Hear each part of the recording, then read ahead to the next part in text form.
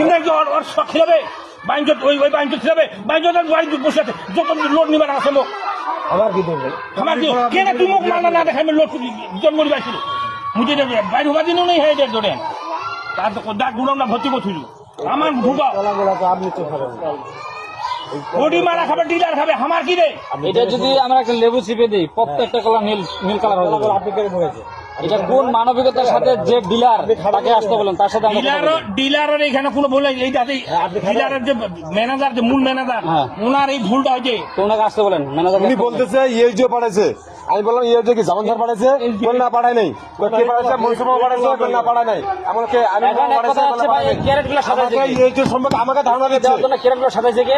ওনাকে আসতে বলেন। এতদিন বাল ফালাই আসলাম ইএসডিতে আমি ইএসডিও লোককে চিনি না লাখ লাখ টাকা খরচ করতেছে জনস্বার্থে পোষা জিনিস পাঠাবে। আমরা এখনো এটা মতো কথাবার্তা বলো ভাইরাল করার জন্য কোনো কিছু করিনি।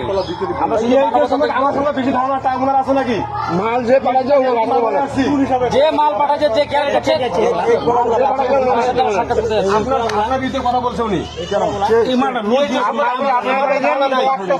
আমার বলে আমি বললাম দেখি না আসলে তো দূরে থাক, যে লোড করছে যে পাঠাচ্ছে তার লোক দরকার আমাদের।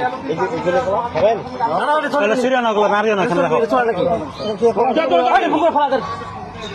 খাওয়া যাবে ভাই, এখন থেকে দিতে হবে ভাই। আমার নিগায় এখন দিচ্ছি না আমরা।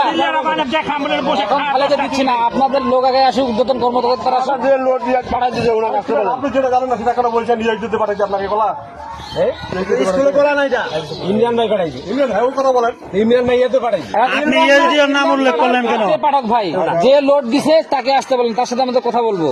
ওকে আমরা 2-4টা এগুলো খোলা খাওয়াবো আগে, তারপর ছাড়া দেবো। উনি যদি খাইতে পারে তাহলে বাচ্চারাও খাইতে পারবে। উনি যদি খেতে পারে ওনার বাচ্চাকে নিয়ে আসবে, এটা চলবে না, ঠিক আছে।